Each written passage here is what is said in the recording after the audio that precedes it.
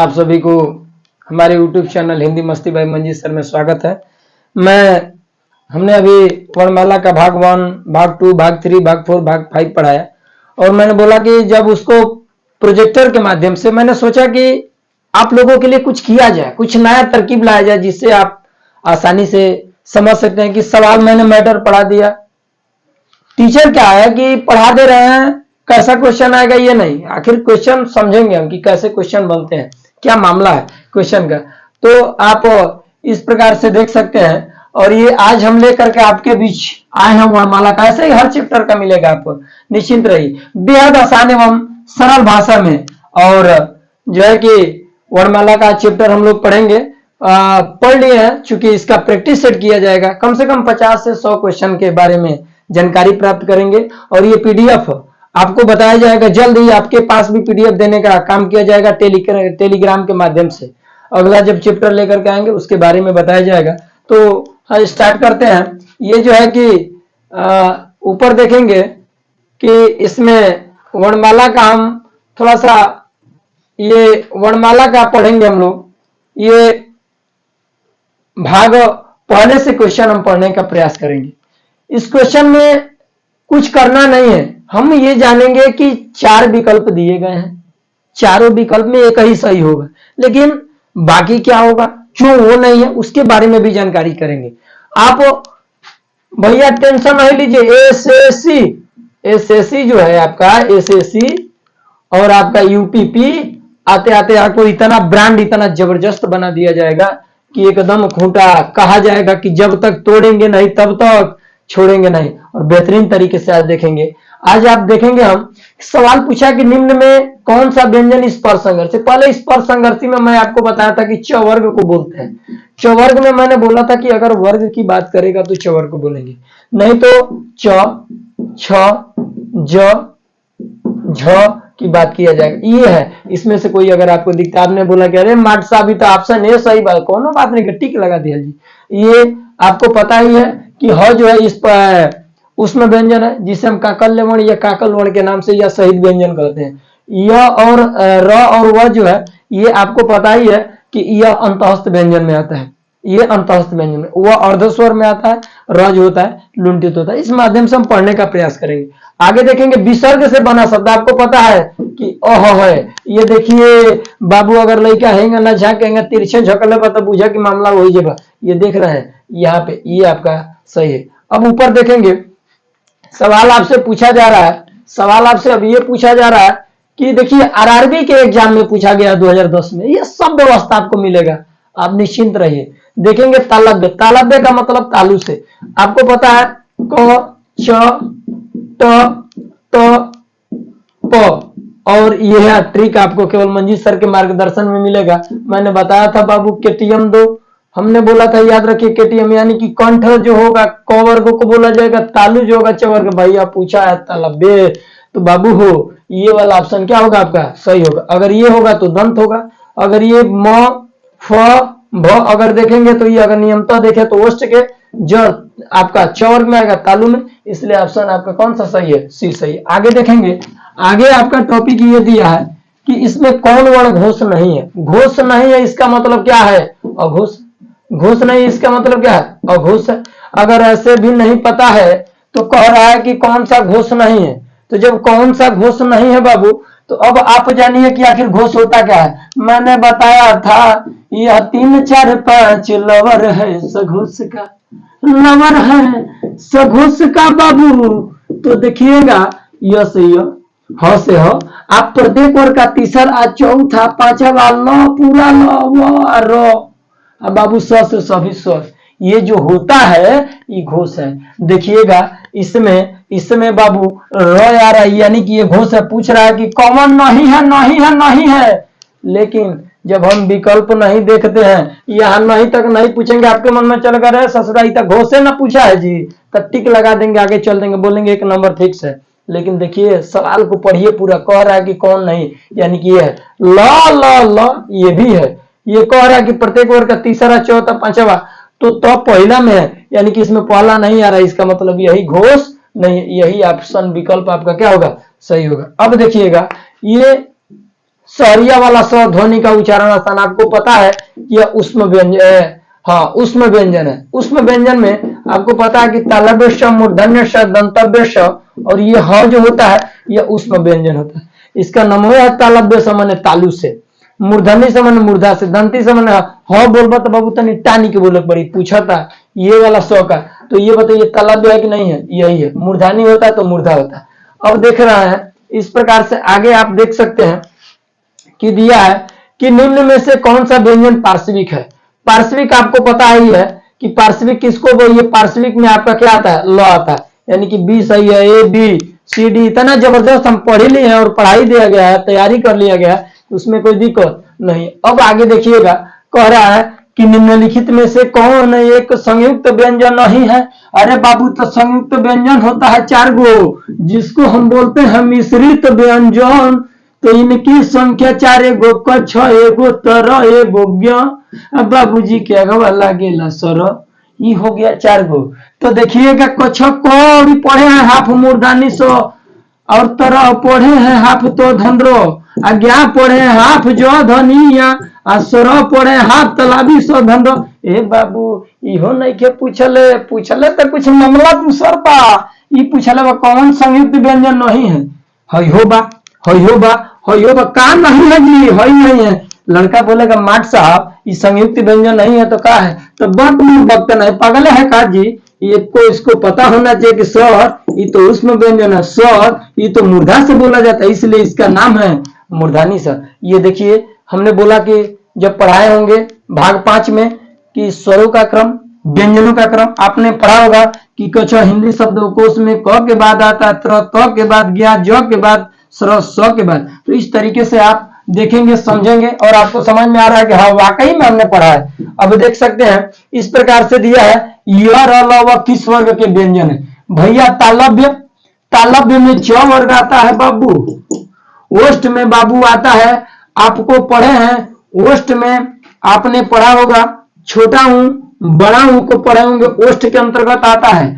उसमें में आता है, आपको पढ़े ही है कि तीनों स, तालव्य स, मूर्धन्य स, दंतव्य स बाबू हो, और इसी को बोलते हैं काकल्य वर्ण, काकल वर्ण, और इसी को शहीद व्यंजन के नाम से जाना जाता है। अंतहस्त में होता है य, र, ल, व, और इनको प्रयत्न के आधार पे बताया गया है कि र प्रयत्न के आधार पे भैया लुंठित है, जिसको प्रकंपित बोलते हैं, और ल बाबू पार्श्विक है, और य और व जो है ये अर्धस्वर है। कौन सा है बाबू? अर्धस्वर के नाम से इसको क्या किया जाता है? जाना जाता है। आगे देखेंगे कि निम्नलिखित में से अर्धस्वर कौन है? अर्ध, ल, आगे मामला यही है। अर्ध में कौन य और व आता है भैया? तो य न सही होगा जी, चलते हैं। कछ होता तो ये संयुक्त व्यंजन है, और ये त्र है तो संयुक्त व्यंजन है। फ जो है स्पर्श है, स्पर्श में पढ़े हैं कि क से म तक, याद नहीं खे, याद रखो तो याद रखो, कसम खा के कहा कि फलानवा के हम नहीं देखले, एक मतलब क से म तक आ जाएगा। ठीक, आगे देखेंगे इस प्रकार से आप सवाल को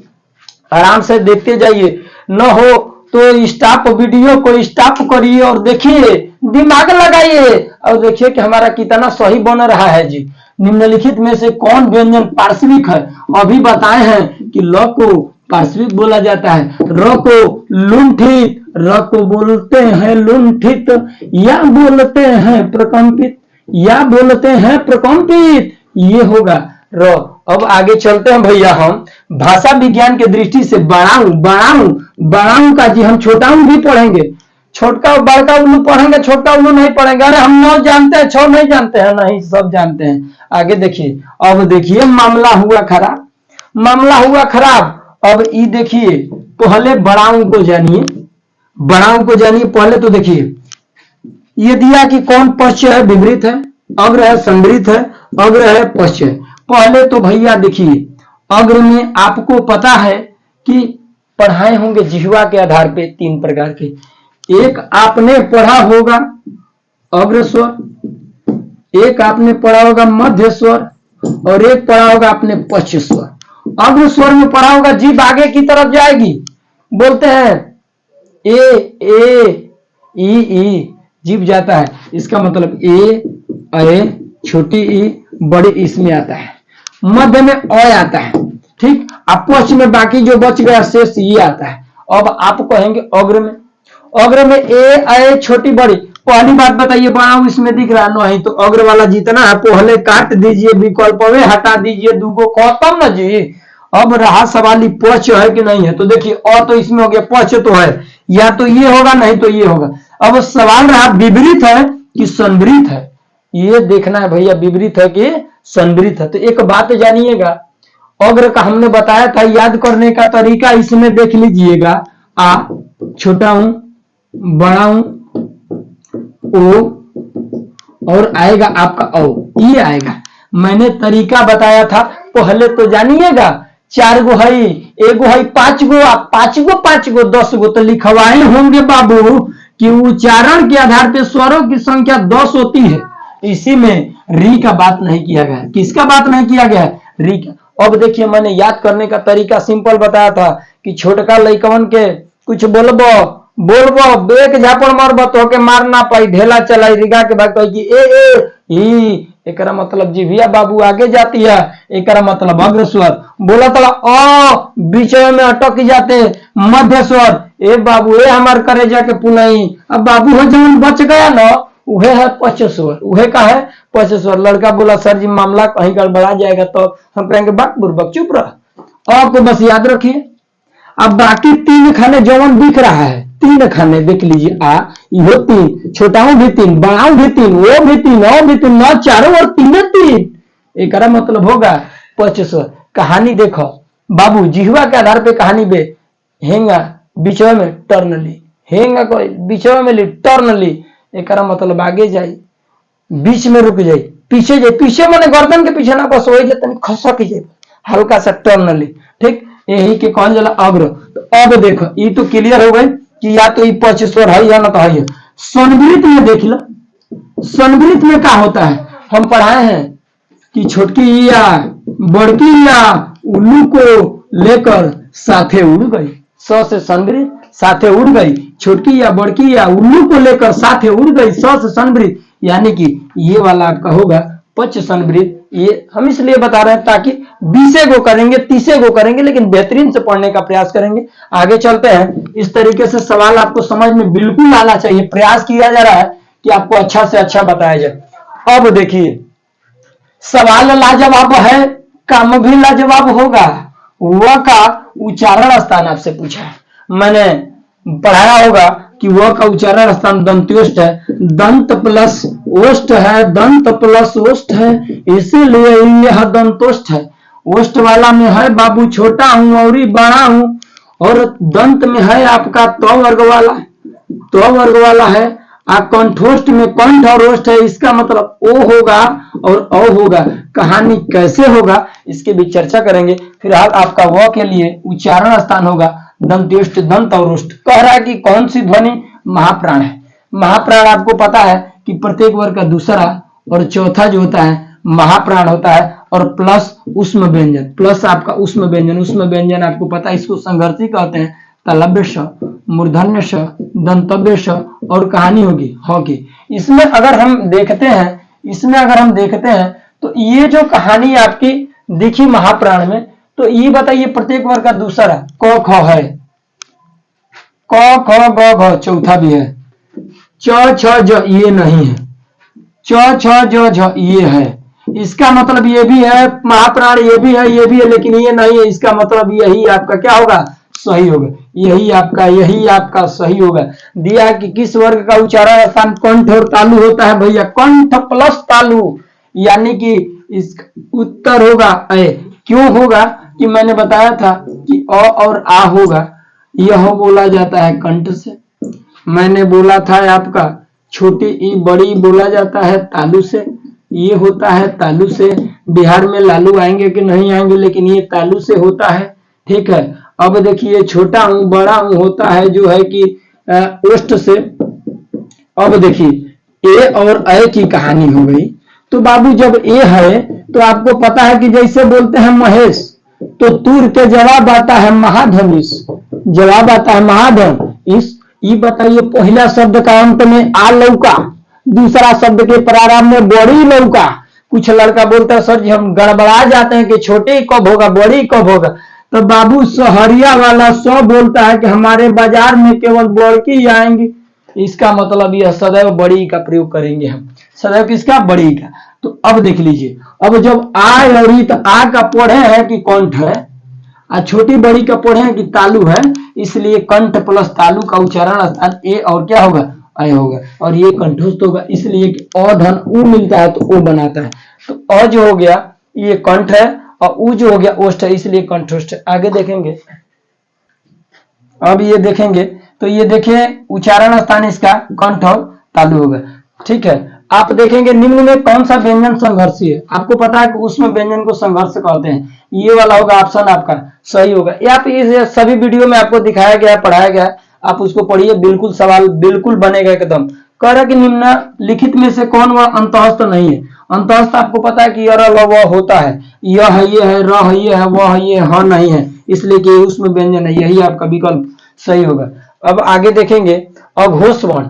अघोष वर्ण में पता है कि आपको कि प्रत्येक वर्ग का पहला दूसरा, प्रत्येक वर्ग का पहला दूसरा और तीनों स होता है, तो ये होगा आपका सही होगा। अब देखेंगे प्रत्येक वर्ग का पहला और दूसरा होता है, तो पहला दूसरा कोई नहीं है, तो ये तीनों स होता है, तो इसलिए ऑप्शन आपका डी सही होगा। आगे देखेंगे हिंदी की अब देखेंगे अब कौन सी ध्वनि अल्प प्राण है। अल्प प्राण में आपको पता है कि पहला तीसरा और सभी स्वर, तो स्वर है, ये है, पहला भी है, इसलिए इसमें थोड़ा सा मिस प्रिंटिंग हुआ है, तो और ये अ वाला क्या होगा, विकल्प आपका क्या होगा, सही होगा। दोनों ये सही है, चूंकि थोड़ा सा मिस प्रिंटिंग हो गया है। आगे देखेंगे हिंदी की स्पर्श अघोष घोष महाप्राण दंत्य है। अब इसमें सवाल थोड़ा सा ये मिस प्रिंटिंग है, इसको देख लीजिए, ये अगर या तो अघोष नहीं होगा, घोष होगा। तो अब इसमें उच्चारण स्थान के आधार पे हम निर्भर करते हैं, दंत पे। तो दंत पे देखेंगे तो या तो दंत से पहले इस प्रकार के सवाल में भी ये पूछ रहा है आपसे कि कौन सा ऐसा वर्ण है कि जो कि स्पर्श व्यंजन भी है, घोष भी है, महाप्राण भी है और दंत भी है। तो पहले यहां से पकड़ने के लिए उच्चारण के आधार पर चलते हैं। जब उच्चारण के आधार पर देखेंगे तो द भी उच्चारण दंत से है, थ भी है, लेकिन ये नहीं है, तो ये ऐसे ही कट गए। अब इसको देखेंगे, ये भी स्पर्श व्यंजन है और ये भी स्पर्श व्यंजन। घोष में आपको पता है कि प्रत्येक वर्ग का तीसरा, चौथा, पांचवा, तो त इसमें नहीं होगा, लेकिन द तीसरा होगा, यही आपका। महाप्राण कहता है कि प्रत्येक वर्ग का पहला, सॉरी दूसरा और क्या होगा, चौथा, तो ये होगा द, ये नहीं होगा, यानी कि ये मिस प्रिंटिंग में ये नहीं होगा, बाकी ये होगा, इसलिए आपका विकल्प ये जब काट देंगे तो विकल्प आपका सही होगा डी। आगे चलते हैं, आगे देखेंगे हिंदी में स्पर्श, ठीक, और घोष और महाप्राण ओष्ठ व्यंजन ध्वनि है। तो हमने बोला कि इस प्रकार के जब सवाल पूछे जाते हैं उच्चारण के आधार पर ढूंढेंगे। ओष्ठ देखेंगे तो ओष्ठ में आपका बस केवल आप देखेंगे ओष्ठ व्यंजन है। ओष्ठ में ये आपका देखेंगे तो यह आपका केवल भ वाला दिख रहा है, भ ओष्ठ से होता है, ठीक है, तो यही आपका विकल्प आपका क्या होगा, सही होगा। आगे चलेंगे, ठीक, बाकी तो ये नहीं, ये नहीं है, ठीक। आगे देखेंगे निम्नलिखित में से कौन स्वर संवृत है। संवृत में हमने बताया था आपसे कि छोटी बड़ी छोटाऊ बड़ाऊ होगा, यानी कि यही आपका क्या होगा, सही होगा, सी सही होगा। और आगे देखेंगे दिया निम्नलिखित वर्णों में कौन सा वर्ण मूर्धन्य ध्वनि है, माने मूर्धा से बोला जाता है। आपको पता है ट वर्ग का, तो ये थोड़ा सा गलत हो गया, ये ट है, ठ है, ड है, और ये क्या है, ढ है, ठीक, मिस प्रिंटिंग हुआ है। तो ट ठ ड ढ है, तो यानी कि मूर्धा से। ये च छ ज है, तो यानी कि तालु से। ये है तो आपका ओष्ठ से, और ये है तो आपका दंत से, ठीक। अब दिया कि हिंदी की ब ध्वनि है, ब किससे बोला जाता है, ब बोल रहा है, ब यानी कि ओष्ठ से ध्वनि है। ये देखेंगे, इस प्रकार से सवाल आपने देखा। अब आगे देखेंगे कि पूछ रहा है कि दंत ध्वनि, दांत से क्या बोला जाता है, तो त को बोला जाता है, ठीक है। आगे देखेंगे, बोला कि निम्नलिखित ध्वनि में कौन सा दंत्योष्ठ है। दंतोष्ठ में हमने बोला कि केवल क्या होगा, वह होगा, इसलिए ऑप्शन क्या होगा, सी सही होगा। आगे चलेंगे, ये आप इस प्रकार से देख सकते हैं कि मूर्धन्य ध्वनि, निम्नलिखित वर्ण में मूर्धन्य ध्वनि है, तो ये जो है कि तालु है, ये आपका ओष्ठ है, और ये आपका दंत है, और ये आपका क्या होगा, मूर्धन्य, ट ठ ड और ढ।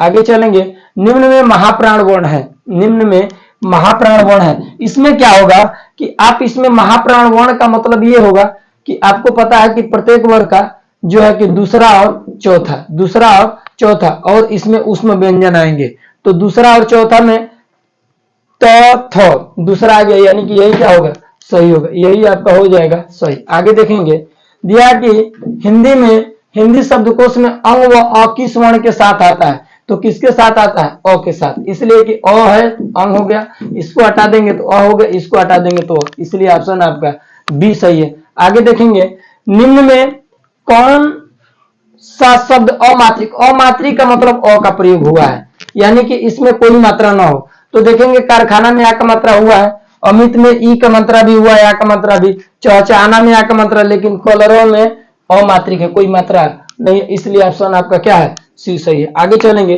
अब दिया है अयगुआ कहा जाता है, विसर्ग को कहा जाता है, महाप्राण को कहा जाता है, और कोई है, ऑप्शन देखते हैं इस प्रकार से, संयुक्त व्यंजन अल्पप्राण, नीचे थोड़ा सा इसको ले चलेंगे, इसको देखेंगे तो यहाँ पे आपका विसर्ग कहते हैं, पता है अगवा एक अंक को कहा जाता है, एक और आपको अंक को कहा जाता है, तो यही ऑप्शन क्या होगा, सही होगा। आगे चलेंगे, आगे इस प्रकार से देख सकते हैं, सभी आराम से सभी वीडियो में पढ़ाया गया, 5 पार्ट पढ़ाया गया वर्णमाला का, एक भी क्वेश्चन आपसे नहीं जाएगा, ठीक, इधर उधर। टवर्ग दिया है, टवर्ग किस प्रकार का व्यंजन है, आपको पता है कि टवर्ग जो है कि कंठ से बोला है, सॉरी मूर्धा से बोला जाता है, ये होगा, कंठ से कवर को बोला जाता है, और तालब्य को च वाला तालब्य है, और दंत त वर्ग वाला है, ठीक है, यानी कि आपका सी सही होगा। आगे चलेंगे, प्रयत्न के आधार पर ल किस प्रकार का ध्वनि है, तो ल आपको बताएं कि कौन सा है, पार्श्विक है, अगर र बोला तो प्रकंपित होता है या लुंठित होता है, लेकिन आपसे बोला है केवल ल किस पे है, तो पार्श्विक है। आगे चलेंगे, ये दिया 35, अंग और अ क्या है हिंदी वर्णमाला में, स्वर है कि व्यंजन है कि संयुक्त व्यंजन है कि क्या है, अयगुणा है। मैंने बताया था कि अंग और अ को ना तो स्वर में गिना जाता है और ना ही व्यंजन में, यह कथन डॉक्टर किशोरी थे, ये तो स्वर नहीं होगा, व्यंजन भी नहीं होगा, तो संयुक्त व्यंजन व्यंजन के अंतर्गत ही आता है, तो सवाल सही होगा अयगुणा। इसी को नपुंसक वर्ण के नाम से जानते हैं, जो कि डॉक्टर धीरेन्द्र वर्मा ने कहा था, ठीक है, वीडियो में सब पढ़ाया गया, उसको देखिएगा। चलेंगे, इसमें दिया निम्नलिखित व्यंजनों में से कौन सा संयुक्त व्यंजन नहीं है, यानी कि कछ तरह ज्ञान स्वरों को छोड़ के बाकी जो दिख गए, इसका मतलब ये दिख गया, तो यही आपका नहीं है। आगे चलेंगे, आगे आप इस प्रकार से देख सकते हैं, क्वेश्चनों को देखिए, मजा ही मजा है। निम्न में कौन सा व्यंजन स्पर्श संघर्षी, पता है कि चौवर्ग को बोलते हैं, तो ये ज आता है चौवर्ग में, तो ये सही होगा। हिंदी वर्णमाला में व्यंजनों की संख्या कितनी होती है, तो कितनी होती है, 33। अगर कुल या मूलतः पूछा जाता तो मैं बताया था आपसे कि इसमें कितना दिया है, हिंदी वर्णमाला में व्यंजनों की संख्या कितना होता है, तो अगर कितना पूछता आपसे, अगर अब मूलतः पूछता तो भी आपका जवाब होता 33 का, लेकिन जब कुल पूछ देता तो जवाब होता 41 का, ठीक है। आगे देखेंगे, आगे इस प्रकार से आप आसानी से देखेंगे, बिंदास जबरदस्त तरीके से पूछा गया, हिंदी शब्दकोश में कछक किस क्रम के किस वर्ण के बाद आता है, तो मैंने आपको पढ़ाया कि क का स्वर का व्यंजन का क्रम पढ़ाया, तो उसमें देखने को मिला होगा क, ठीक है। आगे देखेंगे, ए के उच्चारण स्थान, हमने बोला कि ए जो होता है अ धन ई मिलता है, तो ये बनता है, अ का कंठ होता है, छोटी का तालु होता है, तो कंठ प्लस तालु, ये होगा डी ऑप्शन सही होगा आपका। आगे देखेंगे, हिंदी की तालव्य ध्वनि क्या है, तो तालव्य है, तो तालविश है। अब कह रहा है कि कौन वर्ण ओष्ठ नहीं है, ये भाई ये भी ओष्ठ से बोला जाता है, ये भी ओष्ठ से बोला जाता है, ये भी ओष्ठ से बोला जाता है, सॉरी आज होता है कंठ से बोला जाता है, यानी कि म भी बोला जाता है। कह रहा है कि ओष्ठ ध्वनि नहीं है, यानी कि ये होगा, ठीक है। आगे देखेंगे, ये पवर्ग में आता है, इसलिए आगे कहानी है। अल्प प्राण ध्वनि समूह कौन है, अल्प प्राण आपको पता है कि प्रत्येक वर्ग का पहला, तीसरा और पांचवा, तो प्रत्येक वर्ग का पहला तो सही है, तीसरा भी सही है, च छ ज तीसरा, और सभी स्वर भी आता है, यानी कि यही ऑप्शन आपका बी क्या होगा, सही होगा। आगे देखेंगे, वर्ण शब्द का अर्थ नहीं होता, बड़ा लाजवाब क्वेश्चन है ये। वर्ण शब्द का देखिए, वर्ण मतलब रंग भी होता है, वर्ण का मतलब जाति भी होता है, वर्ण का मतलब अक्षर होता है, लेकिन आकाश नहीं होता, इसलिए ऑप्शन आपका बी सही है। आगे देखेंगे, ये देखिए राजस्थान टेट 2011 के सेकंड पेपर में पूछा हुआ है, कौन वर्ण घोष नहीं है। घोष आपको पता है कि यह 3 4 5, तो यह 3 4 5 तो वाला जो है कि पहला है, और पहला दूसरा जो होता है अघोष होता है, इसलिए ऑप्शन ये आप ही का ये बी जो है कि घोष नहीं है, ये क्या है, अघोष। आगे देखेंगे, आगे देखेंगे, कह रहा कि लाजवाब क्वेश्चन इतने में, किन ध्वनियों को अनुस्वार कहा जाता है, स्वर के बाद के आने वाले नासिक के ध्वनियां, स्वतंत्र रूप से उच्चरित ध्वनियां, स्वर के साथ आने वाली ध्वनियां, व्यंजन के बाद आने, पहले तो ध्वनियों को अनुस्वार का मतलब होता है अंक का मतलब, अंक को बोलते हैं तो नाक से बोलते हैं, जैसे बोलते हैं कंस, बोलते हैं मंत्र। तो ये देखेंगे बोलते हैं कंस, बोलते हैं मंत्र, तो बिना नाक के नहीं, यानी कि ऑप्शन ए आपका क्या है, सही है। ऊपर ले चलेंगे, दिया किस शब्द में री स्वर नहीं है, इसमें भी है, इसमें भी है, इसमें भी है, लेकिन रिवाज में नहीं है। ये र है, ये सामान्य र है, ठीक है, और ये रेफ र के नाम से जाना जाता है इसको। आगे देखेंगे, दिया निम्नलिखित में से दंतव्य वर्ण, दांत से क्या बोला जाता है, तो त को बोलते हैं किससे, दंत से। आगे देखेंगे, घ का उच्चारण स्थान कौन सा है, घ का उच्चारण, तो घ का उच्चारण स्थान आप देख सकते हैं कि यह आपका घ का उच्चारण स्थान कौन सा है, तो घ कवर्ग में आता है, तो कवर कंठ से बोला जाता है, तो इस प्रकार से आपको सही होगा। ये आपका चवर्ग वाला होगा, ये आपका तवर्ग वाला होगा, ये आपका टवर्ग वाला होगा, और ये आपका कवर्ग वाला होगा। और आपका ये केटीएम 2 वाली कहानी है। और हिंदी शब्दकोश के अनुसार संतान, सकल, संचल किस प्रकार का, मैंने कौन सा क्रम सही है, सक्षम शब्दों का सही क्रम क्या है, तो मैंने आपको बताया है कि स्वरों का क्रम, उसके बाद मैंने बताया आपसे व्यंजनों का क्रम। तो स्वर में देखेंगे अंक मंत्रा भी है, इसमें अंक मंत्रा पहले आ गया, उसके बाद अ आ गया, इसमें अ स आ गया, तो अंक मंत्रा पहले आ गया। तो इस तरीके से हम आसानी से इसको देखेंगे और पूरा पढ़ेंगे, और शायद ये बातें समझ में, इसी तरीके से सभी क्वेश्चन आपको देखने को मिलेंगे। और आपको किसी माध्यम से जल्द कुछ दिनों में आपको आने वाले वीडियो में बताया जाएगा कि कैसे आप लोगों को पीडीएफ भी मिलेगा, और इस तरीके से, और प्रत्येक चैप्टर का पीडीएफ भी मिलेगा, वर्णमाला का अलग मिलेगा, वर्णमाला का प्रैक्टिस सेट अलग मिलेगा। तो हमारा वीडियो को अंत तक देखिए, सब्सक्राइब कीजिए और एक दूसरे को शेयर कीजिए। और मैं बता दूं आपसे कि एकदम बेहतरीन सीट बेल्ट बांध के तैयार रहिए, एसएससी जीडी आती है तो एकदम जबरदस्त तैयारी कराई जाएगी, सफलता आपकी कदम चूमेगी। जब तक तोड़ेंगे नहीं तब तक छोड़ेंगे नहीं। धन्यवाद, जय हिंद, जय भारत।